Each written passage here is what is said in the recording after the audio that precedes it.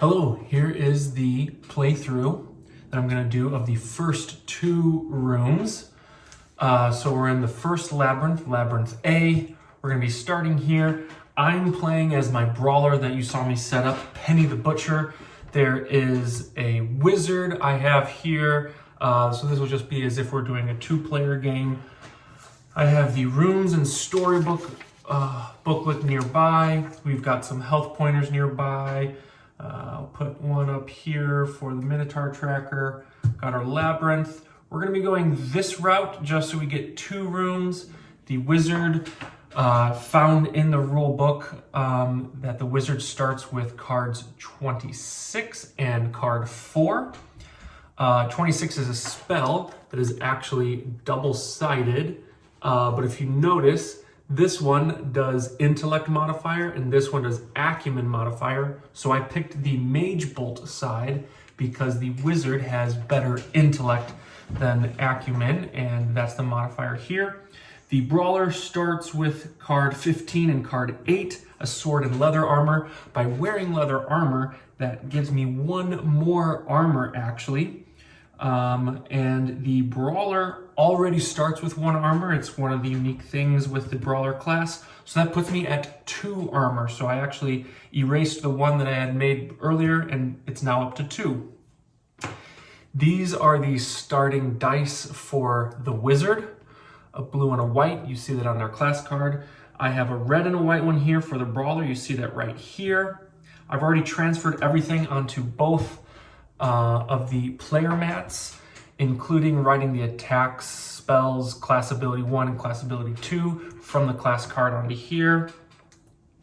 I've got the current HP for both of them. The wizard's grit is lower than the brawler's to start, so the wizard only has 10 HP right now, whereas the brawler has 15 because the grit is higher for the brawler than the wizard, the grit stat. I have my loot cards nearby. I have the enemy cards nearby because we're going to be going into a room soon. 2 rooms. We're going to do an enemy room and a loot room just for you to see the playthrough. Got more health tokens, more status effect tokens nearby in case we need them. Here is the pool dice. The pool dice to start is always just one of each of the 5 colored dice, but then as the players' dice get added and removed, the pool dice will change throughout the game. And as you one of the things you can upgrade after beating enemies is the number of dice used.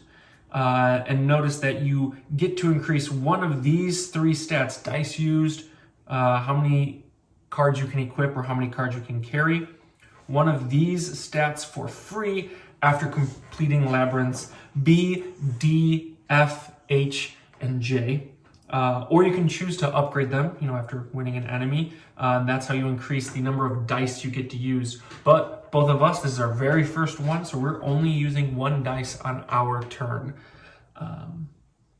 All right, so as a party, we would decide we're gonna go this way to this icon, this room.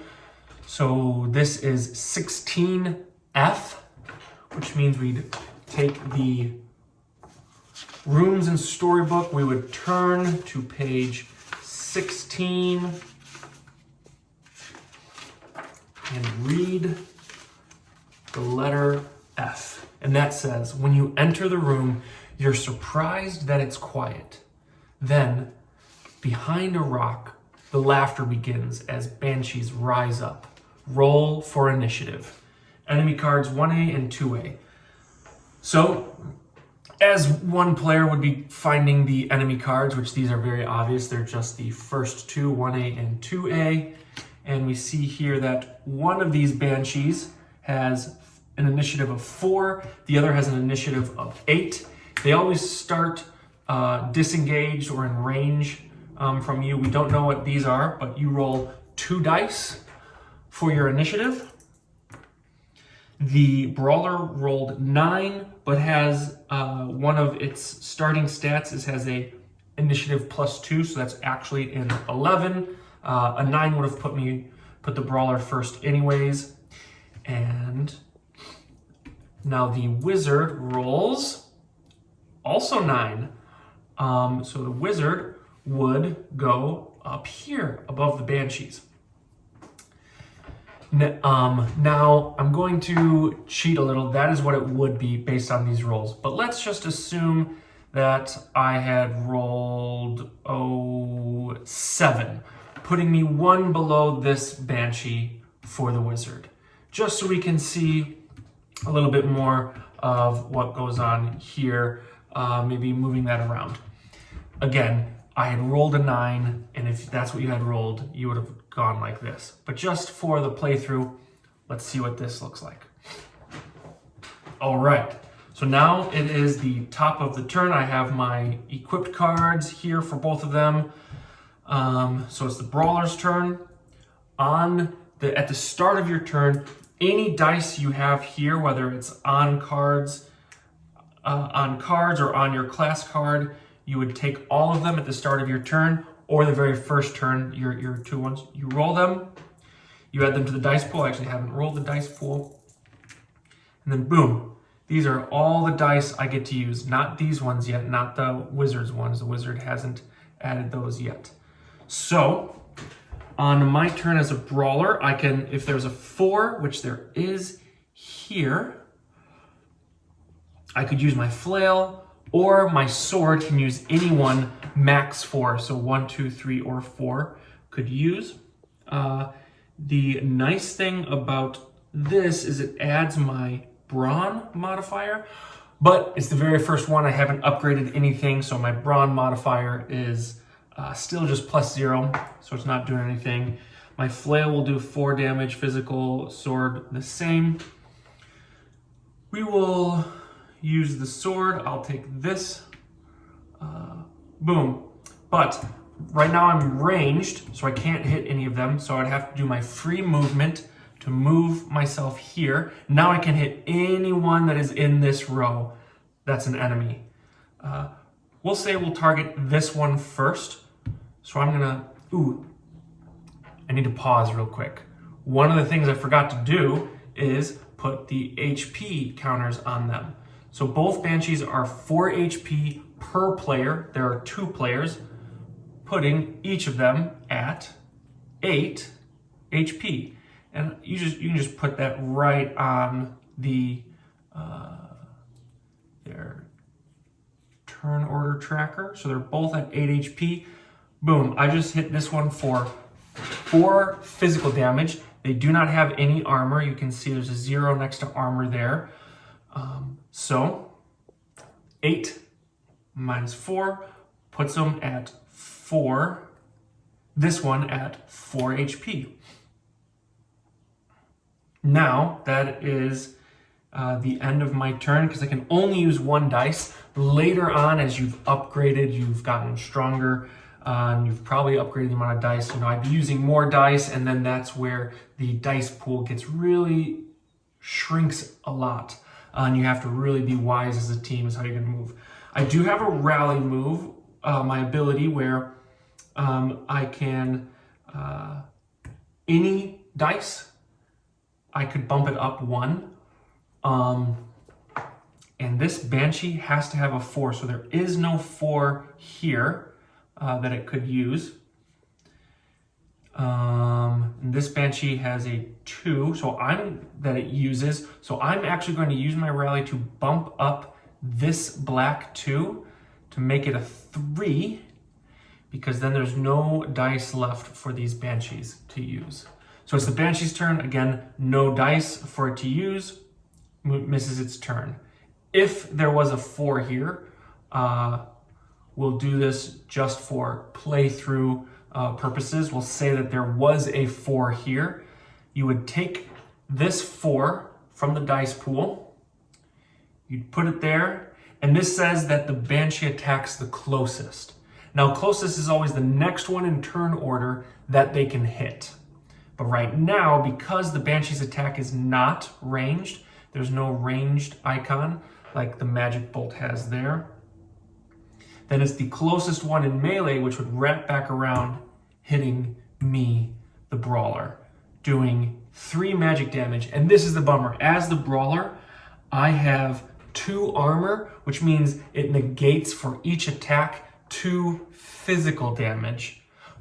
But the Banshees do magic damage. You can see from the staff, that means magic damage, whereas the hand with the sword is physical. Because it does magic damage, it always pierces, ignores armor. So I would take 3 damage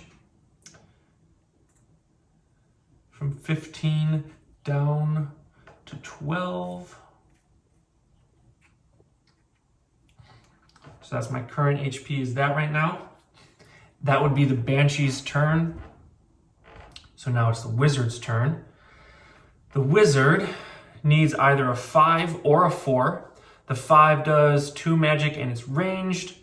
The Mage Bolt, it's the same thing, 2 plus the Intellect modifier, which their Intellect modifier is still just +0.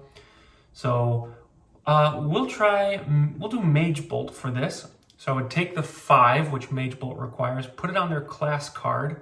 It's ranged, it does 2 magic, and that means because if it's a ranged attack, you can hit anyone. So we're gonna try and just knock out this Banshee doing 2 magic damage. It would ignore any armor, but Banshees don't have armor. Putting it from 4 down to 2.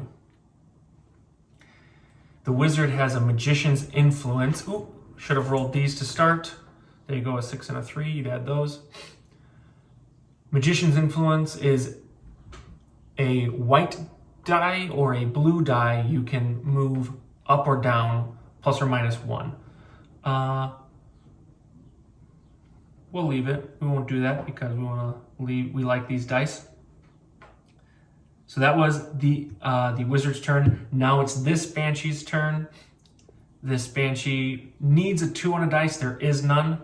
So it would miss its turn because there aren't any dice and they don't have a power that can change any of that. Wrap back up to the top. My turn. I would take this dice that I have there, roll it, add it to the dice pool, and we're going to try and take out this Banshee. I can use any one that I want, pretty much. I just need to be able to do 2 damage. So let's take this 3 with the sword. Got him. So this dice that it had would just automatically get rolled back in. This Banshee is out. Now it's the Wizard's turn because the Banshee is gone. Take the dice they have, re-roll it. Ooh, a 6. So here's the thing. The Wizard needs a 5 or a 4 to be able to attack, and there are no 5s or 4s here, just 3s, 1s, and 6s. So the Wizard would use its Magician's Influence, the class ability 2. So 1 white or blue dice plus or minus 1. So I'm going to take this blue dice and go down 1 from a 6 to a 5.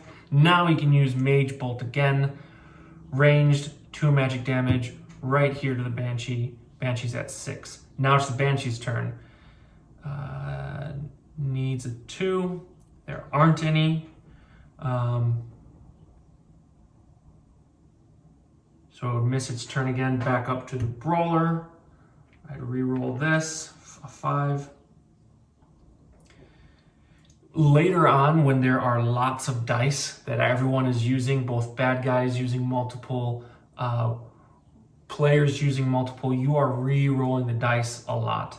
This is not early in the game, just to get you to understand the mechanics of the game. There's not much of that going on right now, but as you progress through the game, that's where a lot of the puzzle of trying to figure out the shared dice pool between allies and enemies comes into play. So I would use max of 4. There is a 3 I can use. I'll use this red 3. Boom. On the sword, doing 3 damage because this one isn't a set amount of damage that it does. See that it just is max of 4 that it can use, but it's just whatever the dice number is, that's the damage it does. So because it's a 3, it only does 3 damage this time. Going from 6 down to 3. Now it's the Wizard's turn. Rolled a 4, so it can use that with Mage Bolt. Putting the Banshee down to 1. This Banshee needs a 2, there still is none. So you're not taking much damage on this. I was the only one who took some damage. If there were a lot more 2s and 4s having been rolled, we would have been taking a lot more damage early. Again, as we progress through, enemies don't require, here, let's see one. Like these spiders can use any dice and it will be doing its damage to you. So they will be using more and more of the dice. This is just the first one. Banshee's turn gets missed, back to me. I'd roll this. Ooh, there's a 4. I'll take that. Boom, we win this room. First room, defeated. So I would just take these Banshees and put them back on the top of the enemy card pile. Go ahead and grab my starting dice again. So the wizard would have a blue and a white, brawler a red and a white. So having one an enemy room where we're fighting, that means we get 1 upgrade of anything on here, except for armor. Armor is the only thing that you cannot upgrade from winning an enemy. The only way to upgrade, to increase your armor, is by choosing to equip a card that increases your armor. I'm going to choose to increase my brawn by 1 stat from a 7 to an 8. And here for the wizard, I'm going to do a similar thing, but for my intellect, from an 8 to a 9. And the fun thing about that, going from an 8 to a 9, means now that if I ever use my intellect modifier, which every time the mage bolt would be used, notice how you need a 4 and it does 2 magic damage plus the intellect modifier. That means now it would do 2 damage plus my intellect modifier of +1, making it 3 magic damage going forward. And that's anytime there is that modifier, you use these. So that was that room, 16F, first one. We did our upgrades. That's it. I do not heal back. So I am still down in health from where I started. The wizard is still at its 10 HP. Now, going from here, we're going to go here to 20J. When we have more cards, before we look what 20J is, we would choose which cards we might equip from our carry to equip, because once you look and start reading the room, you cannot swap what you have equipped. You can only use what's equipped. So we go to 20, the very last page, and we will read J all the way down here at the bottom. The icon here is a chest, and it says there's a chest in the middle of the room. You wonder if there could be any traps, but you decide to open the chest anyways. Search check. All. Whenever it says all next to search check, that means everyone is rolling, and it says roll 2 dice, and then you add your brawn modifier. So I rolled a 5, and my brawn is +0, so that's a 5. The wizard, ooh, bad rolls. 4, and its brawn modifier is -3, so that's really a 1. So it's 5 plus 1 is 6. Woo! On a 0 to 5, if we had done 1 worse, we would have done -2 on the Minotaur track.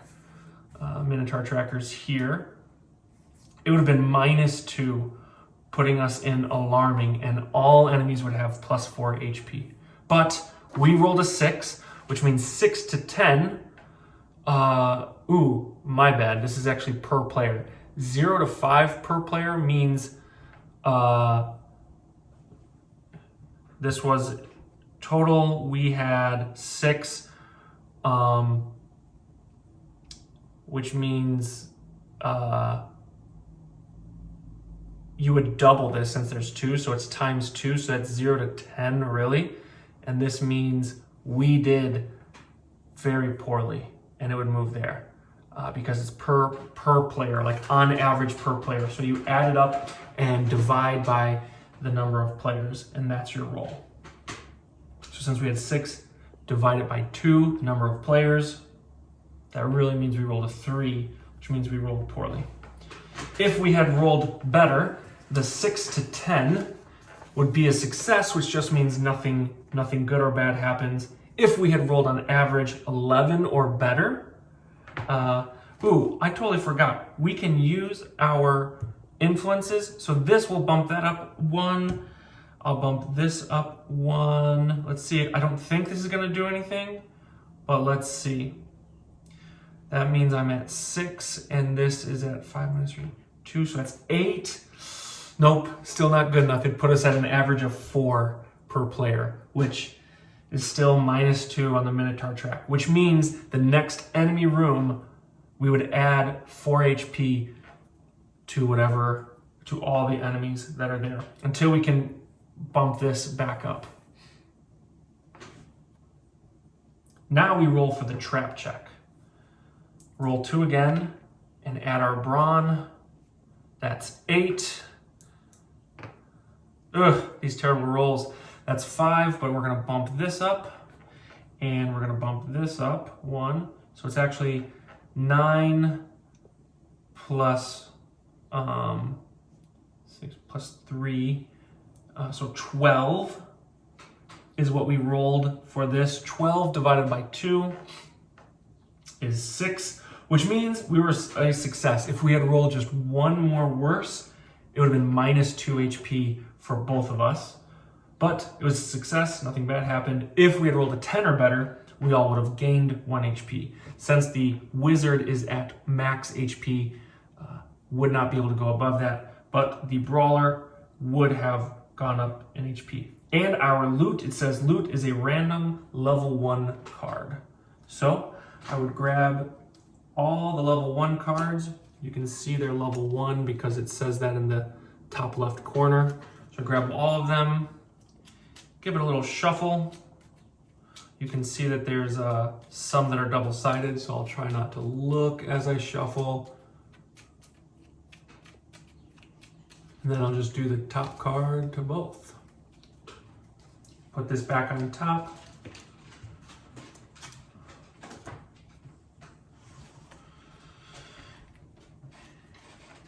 There's a Sapphire Amulet, which boosts 1 stat +2, and a Stimmy, which at the start of your turn, you may increase any 1 dice by 1. And as a team, we can choose who gets these. We all can carry up to 4, so one player could get both, but no, you want to share them. That's way more fun.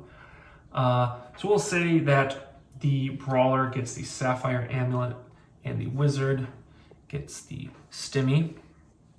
And since I have this going into the next one, I can only equip 2. Both of us can only equip 2, which means one of these has to go down to carried. I'll keep my Sapphire Amulet and my sword, and I'll move the leather armor down here, which means I lose 1 armor, but as a brawler, I start with 1 anyway, so I'm back to 1 armor. But I get to boost 1 stat +2. So I'm going to boost my brawler stat 2. So this is a temporary one. Boom, boom. Putting it at 10, which now means my brawler stat is at +1. So if I ever choose to unequip this, I would lose that boosted stat, which means my brawler would go back down here, back down to 8 where it was. So I might put a little notifier like amulet to let me know that it's boosted there. And the wizard would have to choose one. Ooh, I didn't even use the blessed feather. I didn't even boost 1. Boost 2 stats +1. So we would have had let's boost the acumen up 1.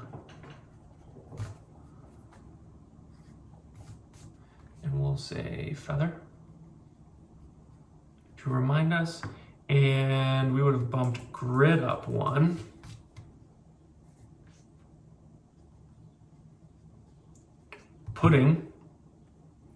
Bumping up 5 HP because it's max HP, and you only ever gain back that difference. So if the wizard, say the wizard was about to die, only had 1 HP left, when it bumped up that stat, it wouldn't automatically go up to 15, you would just gain the 5, the difference between these two numbers.